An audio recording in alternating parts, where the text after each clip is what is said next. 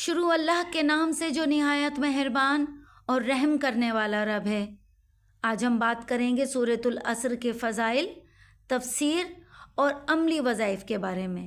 سب سے پہلے تعارف اور اہمیت۔ قرآن مجید اللہ تعالیٰ کی وہ عظیم کتاب ہے جو انسانیت کے لیے رہنمائی کا سر چشمہ ہے۔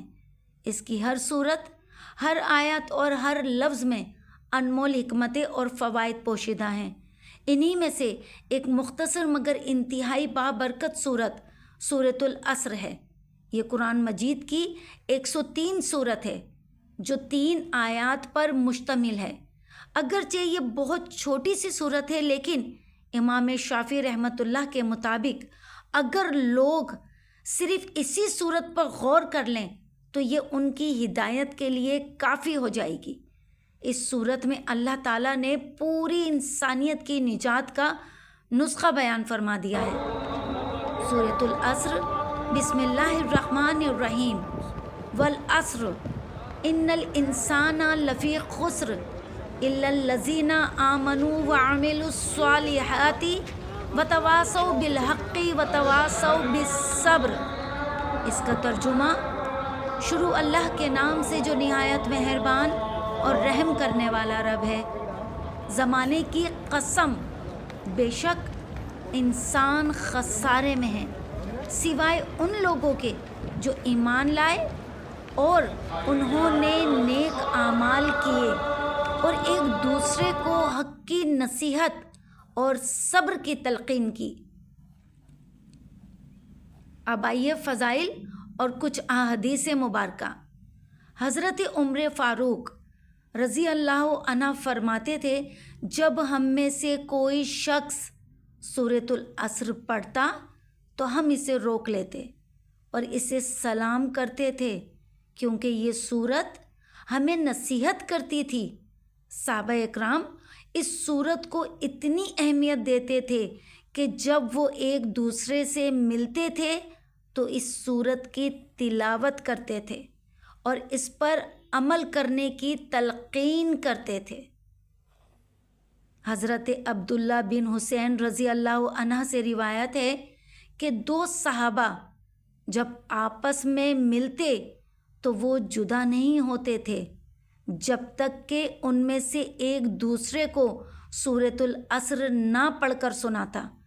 پھر وہ ایک دوسرے کو سلام کر کے جدا ہوتے۔ یہ عمل اس بات کی نشاندہی کرتا ہے کہ صحابہ اکرام اس سورت کو روزمرہ زندگی میں کیسے اپناتے تھے۔ امام شافعی رحمۃ اللہ فرماتے ہیں، اگر اللہ تعالیٰ نے اپنی مخلوق پر صرف یہی سورت نازل فرمائی ہوتی تو وہ ان کے لیے کافی ہوتی۔ یہ بات اس سورت کی جامعیت اور گہرائی کو ظاہر کرتی ہے کہ اس میں پوری انسانیت کے لیے رہنمائی موجود ہے۔ نبی کریم صلی اللہ علیہ وآلہ وسلم نے فرمایا، جو شخص سورۃ العصر پڑھے گا اللہ تعالیٰ اس کے گناہوں کو معاف فرما دے گا، سوائے ان گناہ کے جس کی وجہ سے وہ دوسرے پر ظلم کرتا ہے۔ اس کے بدلے میں اللہ تعالیٰ اسے قیامت کے دن حساب نہیں لے گا بلکہ اسے بخش دے گا۔ اب آئیے اس سورت کی تفسیر بیان کرتے ہیں۔ پہلی آیت، والعصر، زمانے کی قسم۔ اللہ تعالیٰ زمانے کی قسم کھا کر اس سورت کا آغاز فرما رہے ہیں۔ یہاں عصر سے مراد صرف وقت ہی نہیں بلکہ وہ زمانہ ہے جس میں انسان اپنی زندگی گزار رہا ہے۔ اللہ کی قسم کھانے کا مقصد اس بات کی اہمیت کو واضح کرنا ہے جو اس کے بعد بیان کی جا رہی ہے۔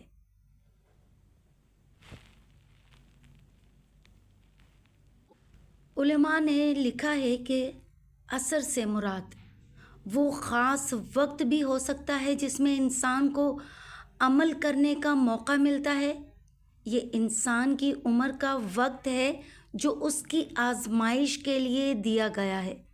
اللہ تعالیٰ اس وقت کی قسم کھا کر ہمیں بتا رہے ہیں کہ یہ وقت بہت قیمتی ہے اور ہمیں اسے ضائع نہیں کرنا چاہیے۔ دوسری آیت، ان الانسان لفی خسر، بے شک انسان خسارے میں ہے۔ اس آیت میں اللہ نے تمام انسانوں کے بارے میں ایک عام اعلان فرما دیا ہے کہ وہ خسارے میں ہیں۔ یہ خسارہ مالی نہیں بلکہ روحانی اور آخروی ہے۔ انسان اپنی زندگی کے اصل مقصد کو بھول کر دنیاوی کاموں میں ایسے گم ہو جاتا ہے جیسے کوئی تاجر اپنا سارا سرمایہ کھو کر محض خسارے میں رہ جاتا ہے۔ یہاں انسان کا لفظ عام استعمال ہوا ہے، جس سے مراد تمام انسان ہیں سوائے ان کے جس کے استثناء کے آگے کی آیت میں آ رہا ہے۔ اس میں ہر انسان شامل ہے، چاہے وہ امیر ہو یا غریب، طاقتور ہو یا کمزور، عالم ہو یا جاہل، سب کے سب خسارے میں ہیں جب تک کہ وہ نجات کے لیے راستے پہ نہ چل پڑے۔ تیسری آیت، الا الذین آمنوا، سوائے ان لوگوں کے جو ایمان لائے۔ یہ آیت نجات پانے والے لوگوں کی 4 صفات بیان کرتی ہے۔ یہ 4 چیزیں در حقیقت نجات کا پروگرام ہیں۔ نمبر 1، ایمان لانا، آمنو۔ ایمان دل کا یقین ہے جو زبان سے اقرار اور اعضاء کے عمل سے مکمل ہوتا ہے۔ اس میں اللہ تعالیٰ پر، اس کے فرشتوں پر، اس کی کتابوں پر، اس کے رسولوں پر، آخرت کے دن پر اور تقدیر کے خوب و بد پر ایمان لانا شامل ہے۔ نمبر 2، نیک اعمال کرنا، وَعَمِلُوا الصَّالِحَاتِ۔ صرف ایمان ہی کافی نہیں بلکہ اس کے ساتھ نیک اعمال بھی ضروری ہیں۔ نیک اعمال وہ ہیں جو قرآن و سنت کے مطابق ہوں اور خالصتاً اللہ کی رضا کے لیے کیے جائیں۔ نماز، روزہ، زکوٰۃ، حج، والدین کی خدمت، رشتہ داروں کے حقوق، ہمسایوں کے حقوق، غریبوں کی مدد، یہ سب نیک اعمال میں شامل ہیں۔ نمبر 3 پہ حق کی نصیحت کرنا، وتواصوا بالحق۔ ایمان اور نیک اعمال کے بعد تیسری شرط دوسروں کو حق کی تلقین کرنا ہے۔ یہ صرف خود نجات پانے کے لیے کافی نہیں بلکہ دوسروں کو بھی حق کی طرف بلانا ضروری ہے۔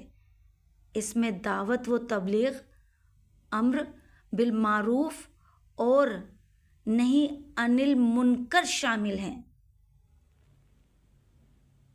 نمبر 4 پہ بات کریں گے صبر کی تلقین کرنا، وتواصوا بالصبر۔ چوتھی اور آخری شرط صبر کی تلقین کرنا ہے۔ حق کی دعوت دینے میں مشکلات آتی ہیں، ان پر صبر کرنا اور دوسروں کو بھی صبر کی تلقین کرنا نجات کے لیے بہت ضروری ہے۔ صبر کے معنی ہیں ہر مشکل حالات میں اللہ کی رضا پر راضی رہنا اور اس کے حکم پر ثابت قدم رہنا۔ اب آئیے کچھ عملی وظائف اور ان کے طریقے بیان کر رہی ہوں۔ سورۃ العصر کو اپنی روزمرہ زندگی میں شامل کرنے کے لیے کئی عملی طریقے ہیں، یہاں کچھ میں بیان کر رہی ہوں۔ نمبر 1، روزانہ تلاوت کا معمول بنانا۔ سورۃ العصر کی روزانہ تلاوت بہت ثواب کا باعث ہے۔ اسے نمازوں کے بعد یا دن میں کسی وقت بھی پڑھا جا سکتا ہے۔ اس کا طریقہ یہ ہے کہ ہر روز صبح اور شام کم از کم 7 بار سورۃ العصر پڑھیں۔ اس کے بعد درود ابراہیمی 3 بار پڑھیں، پھر اللہ سے دعا کریں کہ وہ آپ کو خسارے سے بچائے اور نجات والے لوگوں میں شامل کر دے۔ اس کا فائدہ یہ ہوگا کہ روزی میں برکت ہوگی، مشکلات سے نجات ہوگی، گناہوں سے محفوظ رہیں گے اور آخرت میں نجات پائیں گے۔ دوسرے نمبر پہ مشکل حالات میں پڑھنا۔ جب آپ کسی مشکل یا پریشانی میں ہوں تو سورۃ العصر کا ورد آپ کے لیے بہت مفید ثابت ہو سکتا ہے۔ اس کا پڑھنے کا طریقہ یہ ہے کہ مشکل کے وقت 41 بار سورۃ العصر پڑھیں، پھر اللہ سے دعا کریں کہ وہ آپ کی مشکل کو آسان فرما دے۔ اس عمل کو 3 دن یا 7 دن تک مسلسل جاری رکھیں۔ اس کا فائدہ یہ ہوگا کہ مشکلات کا آسان ہونا، پریشانیوں سے نجات ہونا، اللہ کی خاص مدد کا نزول ہونا۔ نمبر 3 پہ کاروبار میں کامیابی کے لیے، اگر آپ کا کاروبار یا روزگار ٹھیک نہیں چل رہا یا نقصان ہو رہا ہے تو سورۃ العصر کا عمل بہت مفید ہے۔ اس کا پڑھنے کا طریقہ یہ ہے کہ ہر روز نماز فجر کے بعد 11 بار سورۃ العصر پڑھیں، پھر اللہ سے دعا کریں کہ وہ آپ کے کاروبار میں برکت عطا فرمائے۔ اس عمل کو کم از کم 40 دن تک جاری رکھیں۔ اس کا فائدہ یہ ہوگا کہ کاروبار میں برکت ہوگی، نقصان سے بچاؤ ہوگا اور نئے مواقع حاصل ہوں گے۔ نمبر 4 بیماری سے شفا کے لیے، اگر آپ یا آپ کا کوئی عزیز بیمار ہے تو سورۃ العصر کے ذریعے شفا کی دعا مانگ سکتے ہیں۔ اس کے پڑھنے کا طریقہ یہ ہے کہ مریض کے پاس بیٹھ کر 7 بار سورۃ العصر پڑھیں، ہر بار پڑھنے کے بعد مریض پر دم کریں۔ اس عمل کو روزانہ صبح و شام کریں۔ اس کا فائدہ یہ ہوگا کہ بیماری میں آرام ہوگا، جلد شفا یابی ہوگی، روحانی طاقت کا حصول ہوگا۔ نمبر 5 پر تعلیمی کامیابی کے لیے، طلباء کے لیے سورۃ العصر کا پڑھنا بہت مفید ہے۔ اس سے ذہن کھلتا ہے اور یادداشت بہتر ہوتی ہے۔ اس کا پڑھنے کا طریقہ یہ ہے کہ روزانہ پڑھائی شروع کرنے سے پہلے 3 بار سورۃ العصر پڑھیں، امتحان سے پہلے 7 بار پڑھ کر اللہ سے دعا کریں، ہر روز سونے سے پہلے 3 بار پڑھیں۔ اس کا فائدہ یہ ہوگا کہ یادداشت میں اضافہ ہوگا، پڑھائی میں دلچسپی ہوگی اور امتحان میں کامیابی ہوگی۔ نمبر 6 پہ ہم بات کریں گے گھریلو زندگی میں خوشیوں کی۔ گھر میں لڑائی جھگڑے اور خوشیاں لانے کے لیے سورۃ العصر کا عمل بہت مفید ہے۔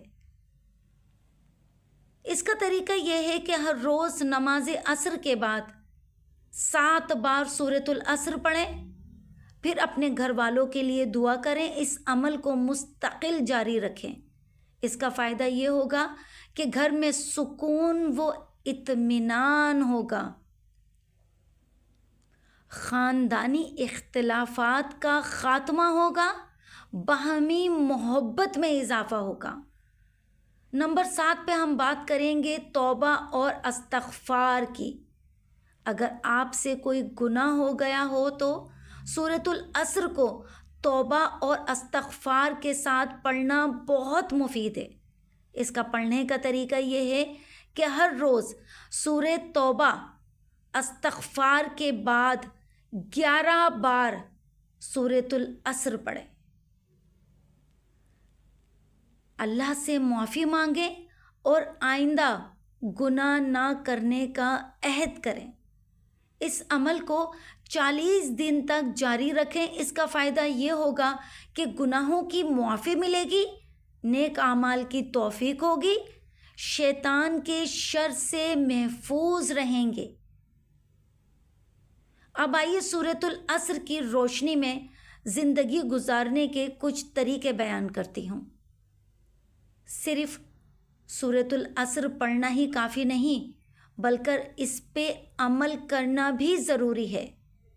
यहाँ कुछ अमली तजावीज़ पेश कर रही हूँ। आप इस सूरत की रूह को अपनी ज़िंदगी में शामिल कर सकते हैं। नंबर 1, ईमान को मजबूत बनाएं। रोज़ाना कुरान पढ़ने का मामूल बनाएं। नमाज़ों को वक्त पर पढ़ें। अल्लाह के ज़िक्र को अपनी ज़बान पर जारी रखें। इस्लामी तालीमात सीखें और सिखाएं। नंबर 2, नेक अमाल करें। वालिदैन की खिदमत करें। रिश्तेदारों और पड़ोसियों के हुकूक अदा करें। गरीबों और ज़रूरतमंदों की मदद करें। हमेशा सच बोलें और ईमानदार रहें। नंबर 3 पे बात करेंगे, हक़ की दावत दें। लोगों को नेकी की तरफ बुलाएं, बुराई से रोकें, नरमी और प्यार के साथ दीन सिखाएं। खुद भी दीन पर अमल करें ताकि दूसरे आपकी बात मानें। नंबर 4, सब्र की आदत डालें। मुश्किल हालात में अल्लाह पर भरोसा रखें, मुश्किलात पर सब्र करें, दूसरों को भी सब्र की तलकीन करें। हमेशा अल्लाह की रज़ा पर राज़ी रहें। ईमान, अमल, दावत और सब्र का बाहमी ताल्लुक़। सूरतुल असर में बयान की गई 4 सफ़ात दर हकीकत एक दूसरे से जुड़ी हुई हैं। ये चारों एक दूसरे की तकमील करती हैं। ईमान दिल की कैफियत है, नेक अमाल बदन की एक्शन है, हक़ की दावत दूसरों की रहनुमाई है और सब्र इन तमाम पर साबित कदमी है। ईमान बग़ैर अमल के अधूरा है। अमल बग़ैर दावत के खुदगर्जी है। दावत बग़ैर सब्र के नामुकम्मल है। इसीलिए इन चारों को मिलाना ज़रूरी है। आइए जदीद दौर में सूरतुल असर की अहमियत देखते हैं। आज के दौर में जब